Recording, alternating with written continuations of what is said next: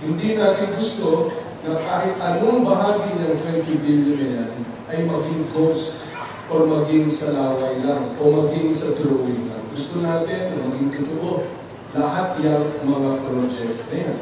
Kaya napakaganda po itong ugnayan ng barangay at ng ating local government officials at national government officials para magkaroon ng bantayan. Ito ang pahayag ni Department of the Interior and Local Government o DILG Secretary Mar Rojas sa paglulunsad ng ubas o ugnayan ng barangay at simbahan sa Nueva Ecija Convention Center, Palayan City nitong unang araw ng Disyembre.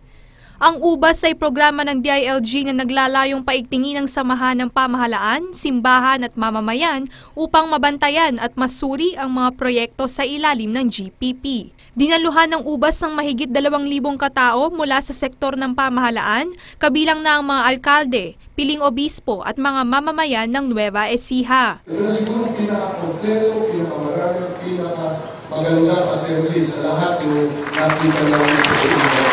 Binigyang diin naman ni Rojas ang pangangailangan sa aktibong partisipasyon ng mga mamamayan para sa ikatatagumpay ng ubas.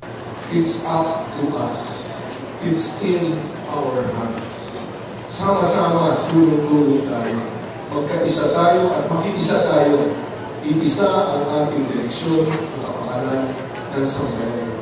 Iisa ang ating alad at hangarin na kumanda ang antas na pamumuhay ng bawat komunidad.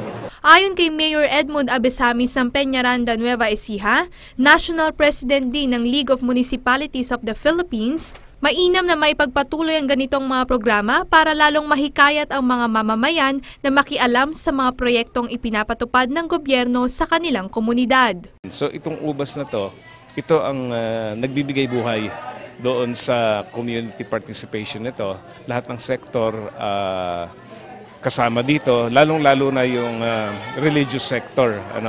Kaya na sinasabi natin lagi, para magkaroon ng effective governance, dapat may moral guidance din. Doon natin kukunin ito sa pagsasama with the church. Ipinaalala naman ni Abesamis na malaki ang parteng ginampanan ng yumaong DILG Secretary na si Jessie Robredo para sa pagsasakatuparan ng proyektong ubas. Ang nag-conceptualize nito ay si Secretary Jessie Robredo, kaya lang hindi nagkaroon ng ganito kalawak na pagpapatupad dahil nakamatayan niya. Ako po si Mariah Miranda, alerto, alisto sa pagbabalita.